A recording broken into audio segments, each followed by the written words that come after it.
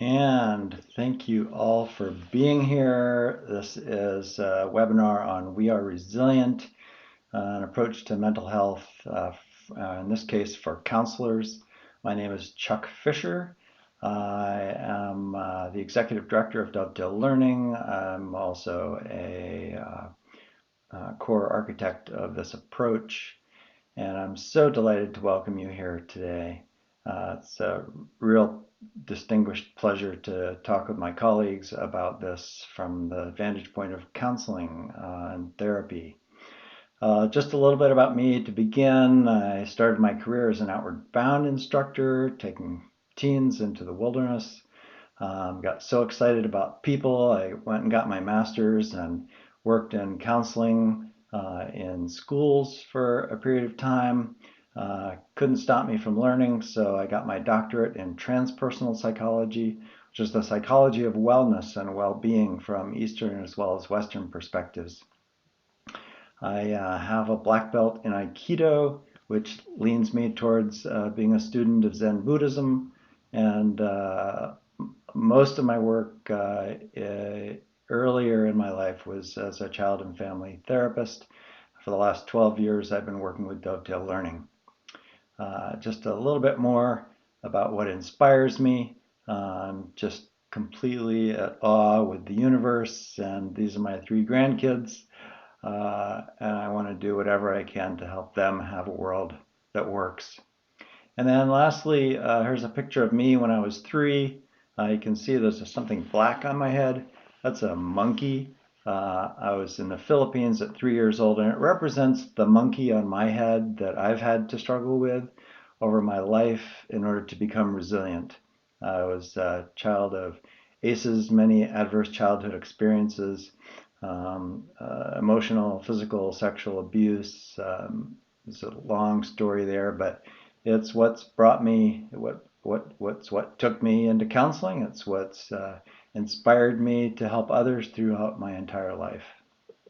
And what we're going to do is a broad overview of this approach that we call We Are Resilient.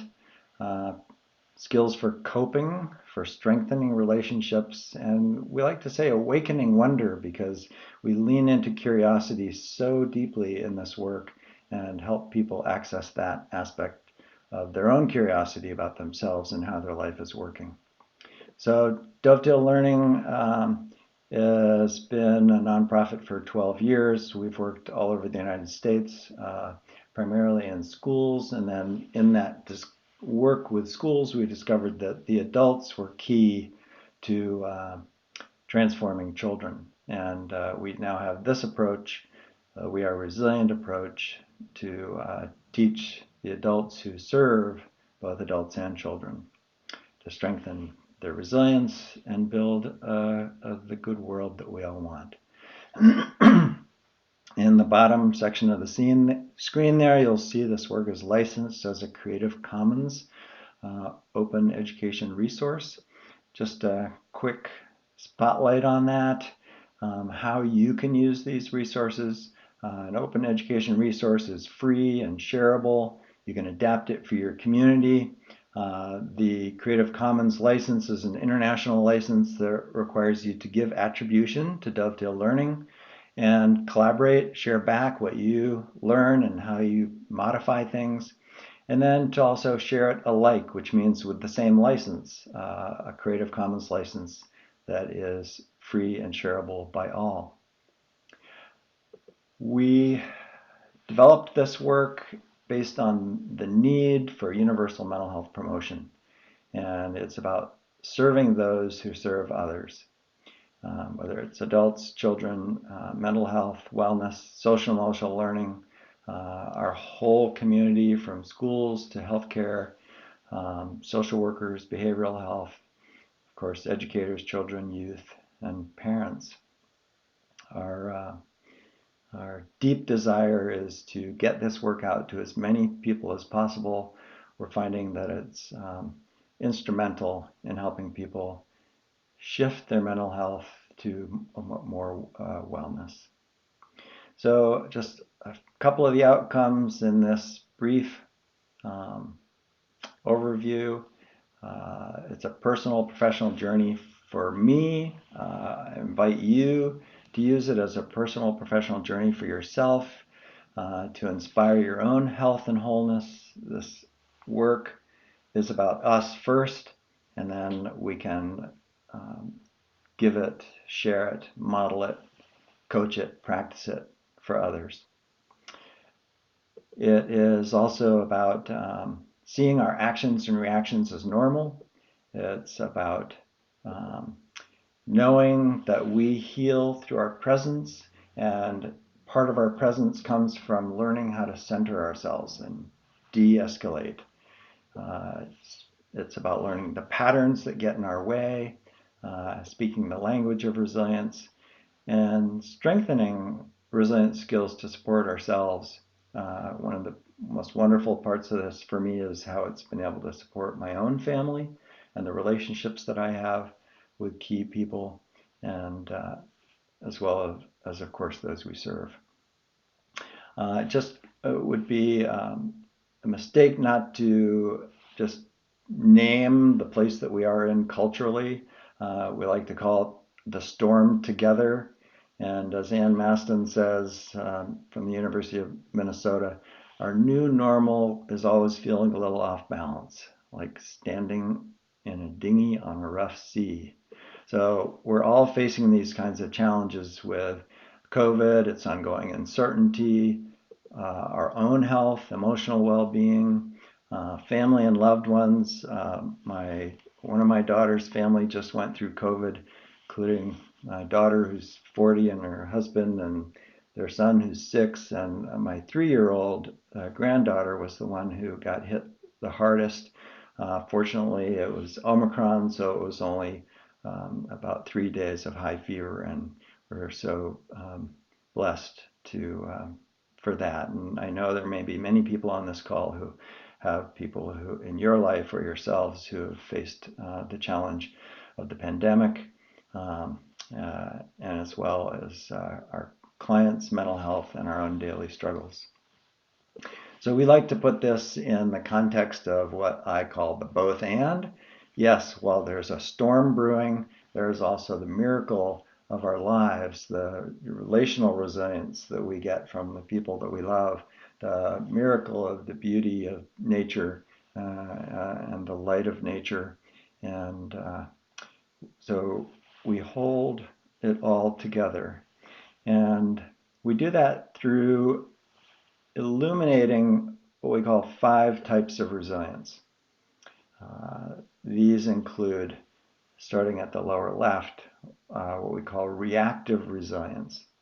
We also have our own personal resilience, relational resilience with people who are friends, we call on them for relational resilience. We get group resilience from the people that we work with, the family and friends who gather, and we get cultural resilience from the beauty and the gifts of our culture and the things that are passed to us. I'm going to explain all of those more deeply as we go through this. Just to have a baseline, the way we look at resilience as an ordinary superpower. This again comes from Ann Maston. Resilience is not rare or special. It's what is inside all of us, and we believe and we've discovered in ourselves that it's available, it's accessible, and we just need a route to it. And you all have your own routes. There are so many involved. The way we break down these things, cultural resilience comes from our cultural patterns, the patterns that we learn and inherit intergenerationally. Reactive resilience comes from our protective patterns, the patterns that we have personally that are reactive patterns where I get pushed back and reactive. And then they come through 3 sets of skills that we call centering, connecting, and collaborating. Personal resilience, relational resilience, and group resilience. And that model of those 3 comes right out of my Aikido training. In order to do well with somebody, we have to start by centering ourselves, fully, completely, and then we reach out and we connect with someone else, and then we can work together, whether it's with one other person or a group, to collaborate on a shared direction. And we we call this first cultural patterns are how we view the world. Protective patterns are how we react to the world. And these three levels of skills are how we create our world by utilizing these skills. We base all of this on what we call resilient mindsets. And we bring in the mindsets of curiosity, of choice, and of courage. And we'll unpack that just a little bit. But it's leaning into ourselves, leaning into and inviting our clients to consider, what kind of person do I want to be? And how can my curiosity open that up? How can looking at my choices open that up? And how does courage play its part? So first, if we look at curiosity, we're leaning into, what don't I know? And being curious about ourselves. How am I being in the world? What are my reactive patterns, as an example? And the choices that we can make. What are the choices we can make? And then courage is about, what kind of difference do I want to make? Courage comes from the root word core, which means heart. And I like to say it's about following our heart, taking a stand on our values, taking a stand on what we know is right and true to do. And so we use these curiosity, choice, and courage to frame and create points of entry into the work itself. So let's start with the first two, cultural patterns and protective patterns. We say, how can they get in the way? Because that's one of their realities, is that they can get in our way, but they also, as you'll see, are very important just in our strength. So we like to look at this through the natural stress curve, noticing our stress curve. We have an event, we have a reaction. We call it our protective patterns, and we distinguish what those are. We peak out, we calm down. There's often a depletion afterwards. This is just the stuff of human beings. This is what we do. So when we bring in curiosity and choice, we're bringing in, what are my protective patterns? What are the protective patterns my clients are showing up with? What are the protective patterns of a group that I'm working with? And how are they showing up? And the more we can understand that and illuminate it, the more we can offer guidance and invitation to our clients and people that we work with, so that they can gain that understanding. We know from all the wisdom traditions and the contemplative practices that understanding is what leads to, ultimately, to love. It's what leads to the ability to connect, the ability to empathize and have compassion.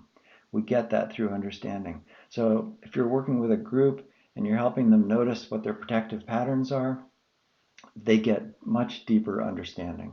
If you're working with an individual and they're having difficulty in a relationship, they can capture what their own protective pattern is, but they can also see what the protective pattern is of this other person who they care about or is important to them. And then that gives deeper understanding, which takes us into wonder and choice. What are the resilience skills that then we can use as we move forward? So managing our stress curve includes curiosity and choice. And then anticipating our stress curve to anticipating how to be resilient brings in courage. The courage to, as I said, take a stand for being the kind of person that we want to be, which is often a game changer. I was working with a client once and helping her understand just her anger and despair and bitterness towards another family member. And she finally got that she did not want to be that way. She did not want to be that kind of person. And it was through that meta reflection that helped her move forward. So we lay in all of these mindsets across each of our patterns and skills, and it helps us understand them better.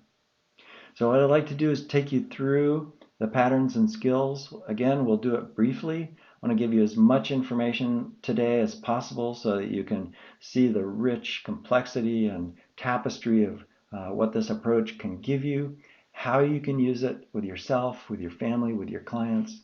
And we'll start with the cultural patterns, how we view the world. Our cultural patterns, they're just amazing. In some ways, it's like the air we breathe, or the old metaphor of the fish in water. But they are how we view the world, and they're integral to our identity. So each kind of pattern informs our beliefs, informs our attitudes, informs our choices. And you can see as we go through these, the family stories that we grow up with that are handed down, the community norms that we live in within, whether we're in a community that is caring and generous, or we're living in a community where things are difficult and there's just violence and other kinds of norms that get in the way. We include the construct of race. How did we learn about race? That race is even a thing. Of course, historically, we know it wasn't a thing until it got named. We're just human beings together. But every person has their own construct of race, as well as gender identification, religious tradition that teaches values and beliefs, our ethnicity, which hands down celebrations and ritual, political affiliation, whether it was your parents' affiliation or your grandparents, or a long line of affiliation in a certain way, or a rebellion to that affiliation. All of those things are part of cultural patterns, as well as our sexual orientation and how that impacts us. So when we take all of these and we allow them to come into our consciousness, we realize that there's an intergenerational transmission of attitudes, beliefs, and possibilities. On the negative side, which can often come related to trauma, there's fear, despair, and doubt, which are the seeds of bias, discrimination, and racism. And on the positive side of our cultural patterns are how we learn how to love, when we see that there's hope, how trust occurs in our lives. And all of those lead to our access to diversity, our attitudes around equity and inclusion. If we step back from the cultural patterns and all the influences they have on us, and we understand and see through that lens, whether it's a patient that you're working with, or a culture that you're working with, a neighborhood, the political divide, we can understand that it's all inherent in the human condition. And that through that kind of understanding about that intergenerational passing of the baton, that we can see that every human being has absolutely impeccable reasons for behaving exactly as they do. Jung speaks to unconscious bias that gets set up inside of our cultural patterns. Until you make the unconscious conscious, it will rule your life and it will rule your fate. And so what we're inviting you to do is to take this approach and begin to be creative with how you can imagine using it in your line of work, so that you can make conscious what's happening. One of the things that I learned in my own inner work around the passing of patterns, skills inside of my cultural way of being was that a lot of my way of being in the world isn't actually mine. I mean, it's mine, I identify with it, but it was given to me. It's not something that I necessarily chose. I didn't choose what my father passed along to me in terms of his outrage and upset with the world. It was given to me through those patterns. And those cultural patterns inform our protective patterns. Our protective patterns are how we react to the world. And just want to say, if you have questions that come up along the way, please put them into the Q&A. I'll try and answer them as we go or answer them at the end. So our reactive resilience. So let's look at our reactive resilience. Our reactive resilience is a protective pattern because it protects us, and we learned it early on when we were unsafe, whether physically, emotionally, socially, mentally. One of my protective patterns is distrusting and avoiding, and I learned that early on as a very young man, young boy, because I was unsafe emotionally, and I had to develop those patterns. But they can be harmful if we get stuck in them. So the protective patterns include distrusting, hypervigilance, hyper caretaking, avoiding, defending, and attacking. And we'll look at those briefly. As I said, I learned how to distrust. I learned how to distrust my family very early on. I grew up in an alcoholic family. It was very difficult. And I also learned how to doubt myself. Um, um, we turn against ourselves what we can't blame our parents for.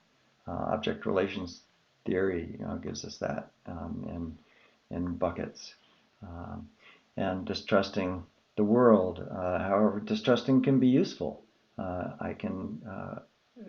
It's really important that I distrust someone who intuitively I'm not sure about, or distrust a part of the city that I'm walking through and I need to be careful and safe. Hypervigilance goes right along with it. It's hypervigilance.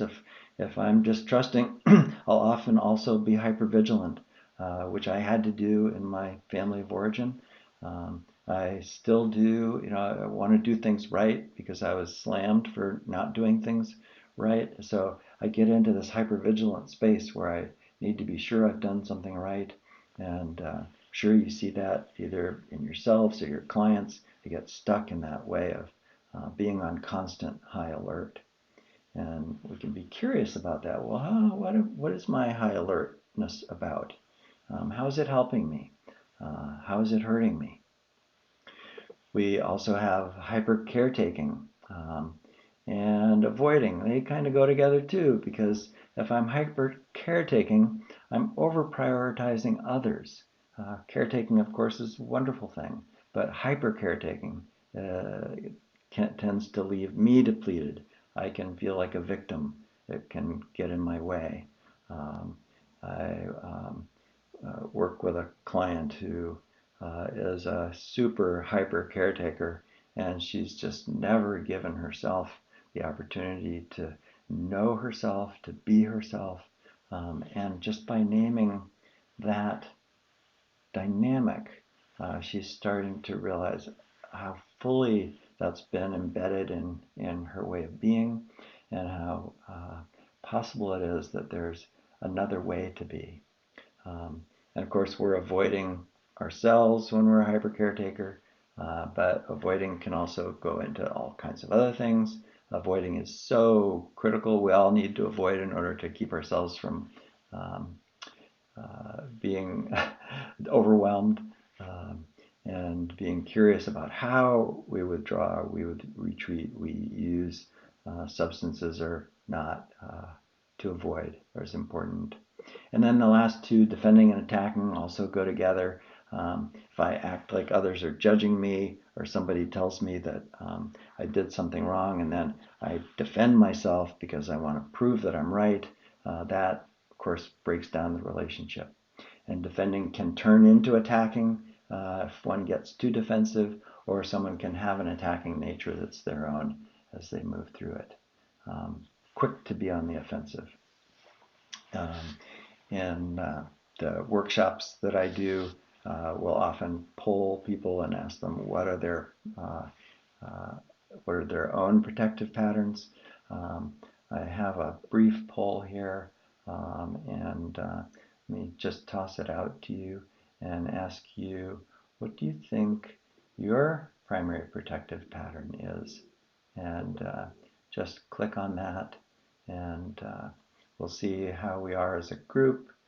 We've got people from all over the United States here with us on this webinar, and we're seeing that, yep, right now we've got more hyper caretakers than anyone else. Well, that's, of course, normal for our profession, right? And we've got distrusting, avoiding, defending, and anyone else who wants to put in their points, I'll end that and share it. You can see that hyper caretaking and distrusting are part of the nature of how we're showing up today, or in our lives. So protective patterns are key. They're the thing that opens people up to what's possible for themselves.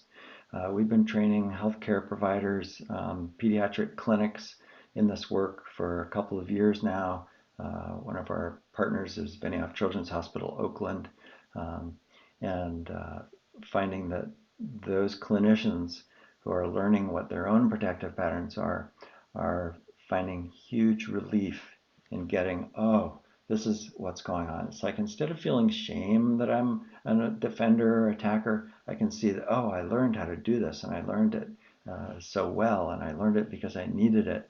And yet, now that I see it, then I can work with it.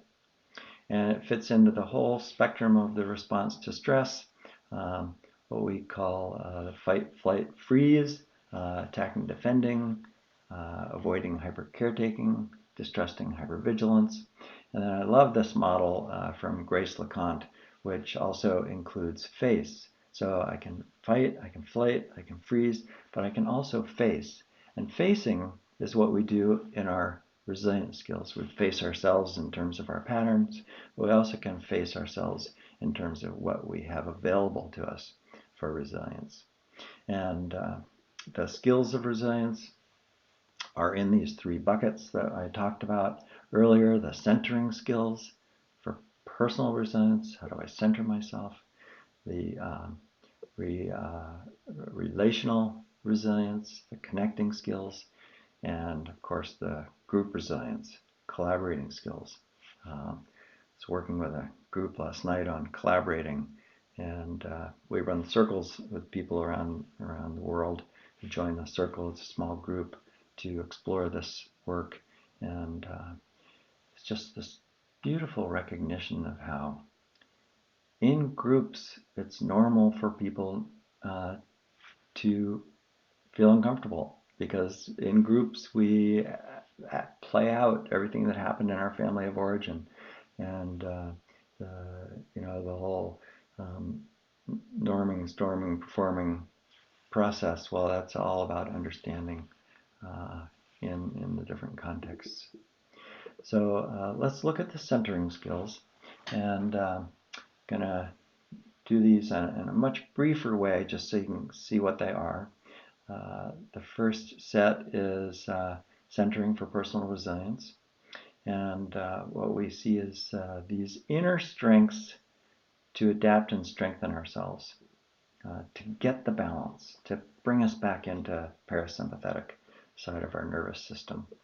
And we have noticing myself, we have breathing, how to breathe mindfully, the training of how to do that, the awareness, of course, of noticing myself, the act of letting go. I have to let in what's happening and see it clearly, realize that I can't control it in order to let it go. We have the practice of gratitude, and behind every one of these skills we have research on the science that shows us, gratitude comes out of UC Berkeley, Greater Good Science Center, and Dr. Keltner's research, and positive reframing, the ability to shift our mindset. We get stuck on something in one mindset and being able to move that, and how to distinguish how to do that for ourselves and our clients, and then the importance of nurturing ourselves. And when we don't nurture ourselves, we don't give to ourselves, and we can't shift away from the inner critic and come into a more compassionate, loving relationship with ourselves. So those are the centering skills. And with the time we have left, just want to move us along. Just have to switch ahead to a different slide here. Give me just a moment. And I'm going to go to the connecting skills, where the connecting skills give us relational resilience, and there are specific skills that allow us to do that. In this case, it's noticing. We always bring the skill of awareness, noticing self, now noticing others, learning the importance of heartfelt listening, and what listening with the heart is versus listening with the head, how empathizing works in our life, how empathizing can shift from going from sympathy to empathy to compassion, how choosing kindness impacts ourself and our relationship to self, our relationship to other, and then the act of speaking authentically. Each one of these gets distinguished, and in just a moment I'll show you some of the products that we have that allow you to access these things. And then I'm going to switch again, jump ahead to our collaborating skills so that you can see those. Collaborating skills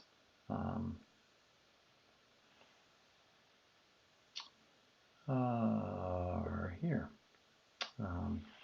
Again, collaborating for group resilience, we have another set of skills that we distinguish and teach to through our workshops, and it's all, as I said, open education resource that you can take and use.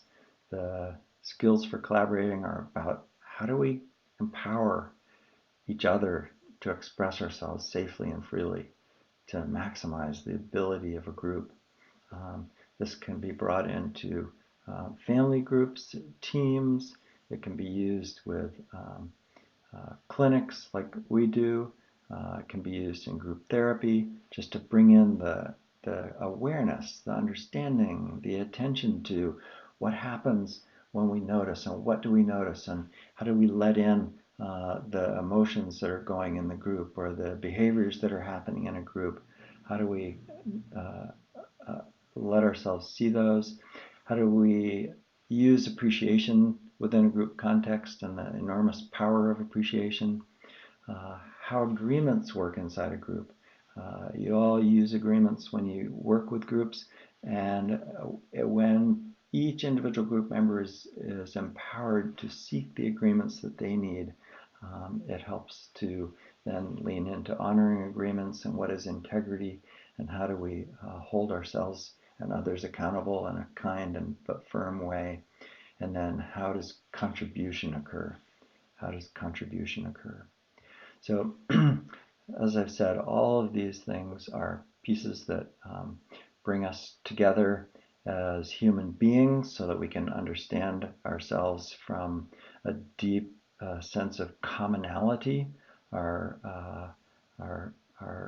We get to norm what it's like to be human. When we see ourselves through these different lenses, and we see each other through these different lenses. What I'd like to do is just take a few of the questions that have come up, and while I do that, I'm going to show you how to access our work, downloading resources from our website. We've got multiple videos on YouTube there also explaining all of the skills, all of the patterns.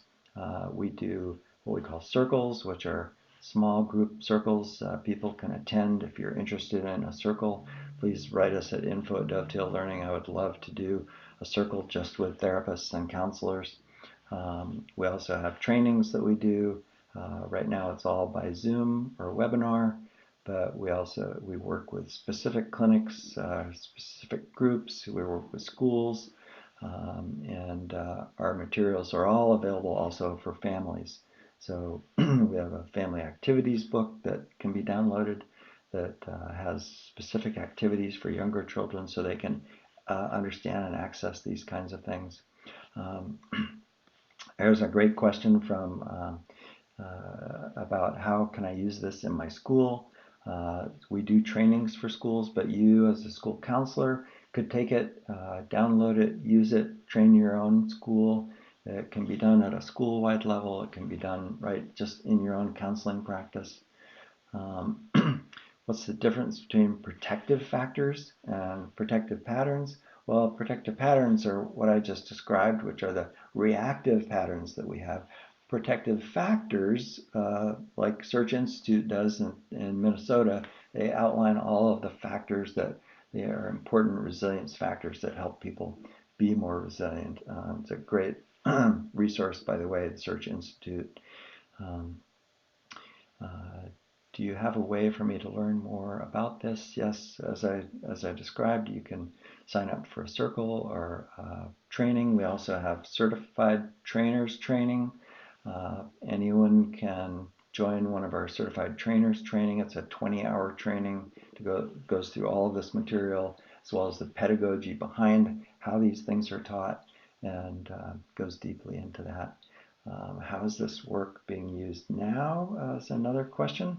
Well, I think I mentioned Benioff Children's Hospital. We're also doing work in Kaiser with pediatric clinics and other healthcare providers, as well as schools, inner city Oakland, high-end independent schools, taking this work and putting it into their area. And then the last question is this work research-based or evidence-based? Right now it's all research-based work, and we have a theoretical underpinnings document that I'd be happy to share. We have not yet done the evidence on this particular piece. However, the evidence is clear from all of the people that we're working with, and talked with a therapist at Kaiser just recently who was talking about how this is just a game changer for him to have these sets of skills and patterns to not only have in his own intrapersonal way of being, but in the way that he's then able to invite patients and clients to consider how these things are impacting them. And it just opens the door to the deeper conversation of then manifesting that and having it be part of their life. So I am thrilled that you could all be here today. This was meant to be a 30-minute webinar. Many of you have stayed on for the extra 8 minutes. It's meant to be an overview of what we do. Please reach out to us at Dovetail Learning. You can reach me directly, chuck@dovetaillearning.org. Again, my name is Chuck Fisher, and love to have conversations with any of you about how you can use this work. Remember, it's open educational resource. You can use it for free. All you have to do is attribute it to Dovetail Learning. So thank you so much for being with us today.